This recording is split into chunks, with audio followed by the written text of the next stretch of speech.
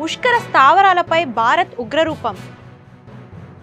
రాత్రికి రాత్రే terror head quarters నేలమట్టం. పాక్ రక్తపాతానికి ధీటైన జవాబిచ్చిన భారత్. భారత్ ప్రతీకార దాడులతో పాక్ కకావికలం. ఇండియా దాడితో పాక్లో ఎమర్జెన్సీ. భారత్ చెప్పినట్లుగానే పహల్గాం దాడి ఘటనకు ప్రతీకారం తీర్చుకుంది.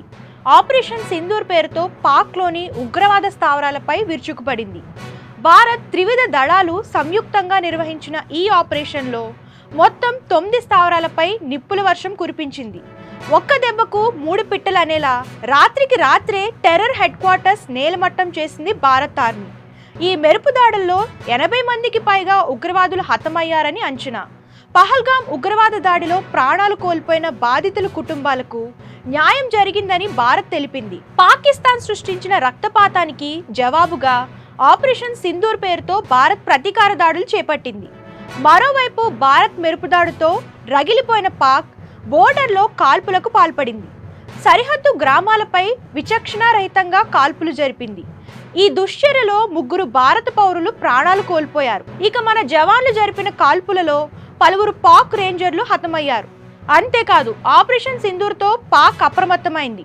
దీంతో అక్కడ ప్రస్తుతం ఎమర్జెన్సీ పరిస్థితి నెలకొంది. ఈ మేరకు అన్ని ఎయిర్పోర్ట్లను పాకిస్తాన్ మూసివేసింది.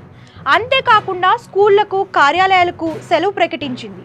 ఇక పహల్గాం ఉగ్రదాడిలో కీలక సూత్రధారి లష్కరే తోయిబా చీఫ్ హఫీజ్ సయీద్ అని ఎన్ఐఏ ఇప్పటికే చెప్పింది. దాడులు చేసింది ది రెసిస్టెన్స్ ఫ్రంట్ ముష్కరులే అయినప్పటికీ వెనుకుండి నడిపించింది మాత్రం హఫీజే అని నిఘా వర్గాలు తెలిపాయి.